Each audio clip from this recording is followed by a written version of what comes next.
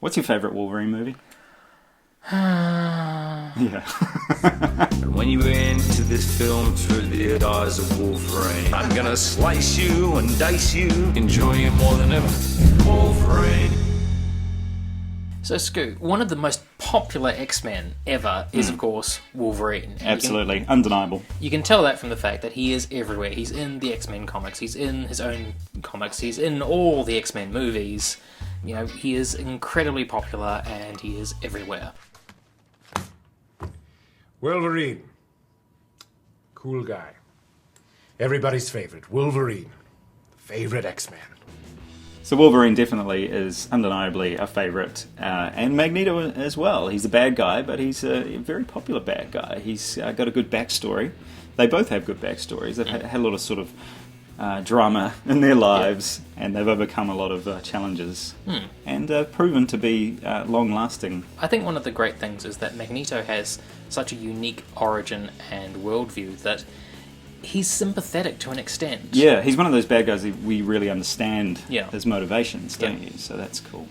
And Wolverine himself, of course, he's just badass. I mean, let's face it, his superpower is to have knives come out of his hand and be able to get beat up a lot. But I've got these. Yes.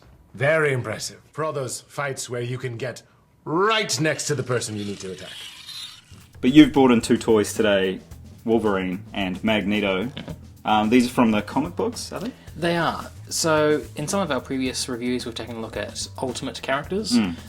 These are the ultimate versions of Wolverine and Magneto. Okay. So these came out in 2004. Is this from a specific scene in the comics? Yeah.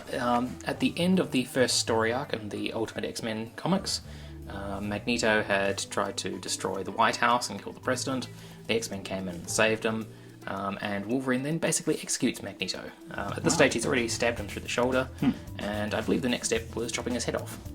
Wow, really? That didn't stop Magneto from coming back in a future storyline, but hey, it's comics. This is a release under the Marvel Select line, which is produced by Diamond Select Toys. And what it is that it's not the same scale as Marvel Legends. Marvel Legends are about 6 inches. These Marvel Select ones are just a little bit bigger than that. They're about 7 inches. Yeah.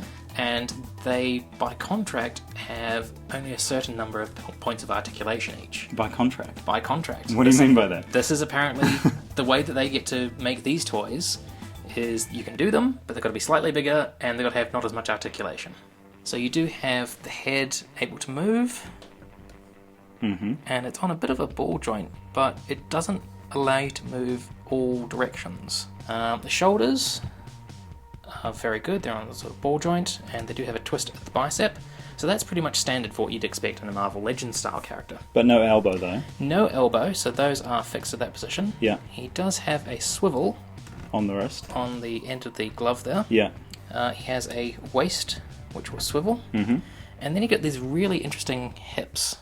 Because of the way that they're sculpted, he's in this sort of crouching position all the time. There's no articulation in the knees, and these hips sort of hinge in and out as well as move forward and back. Okay, so that gives him a sort of permanent kind of crouching position. Yeah. Yeah, right, okay. And it's one which it's really difficult to try to get him to stand on his own. You really need this base to be able to get him to stand for any period of time. Likewise with the feet, there is articulation at the boot. Yeah. And again at the ankle, there's a slight front and back and side to side. The ankle is quite interesting. It looks very unique. It's got a joint clearly in the middle there, which is very visible, and it looks a little funny, but it is. It's one of the early attempts at doing an ankle joint. It's not terribly strong. You don't get that much range of motion out of it. And even if you did, it wouldn't really help you very much with his legs stuck in that crouched pose.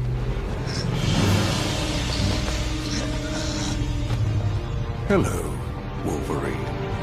Okay, moving over to the Magneto sort of statue. He is pretty much a statue, isn't he? Does he have any moving parts at all? No. There's nothing on here apart from the head, which moves slightly side to side, but I don't know if that's actually meant to do that. There is no articulation there. He is basically a base. Yeah. One of the major selling points of the Marvel Select line was it was an action figure with a big elaborate base on it. For a Punisher one, they had this pinball machine with a crook tied to it. For Spider-Man, there was a crook webbed up against a wall. Yeah. You know, the way they sell these bases is very interesting. And in this instance, they've chosen to do it in such a way that you're kind of getting another figure out of it. But because he's in this crouched down, semi-defeated pose, there's not much you're going to be able to do with him, other than have him getting nearly eviscerated by Wolverine. We spent a lot of years trying to bring you down, bub. How's that work out for you?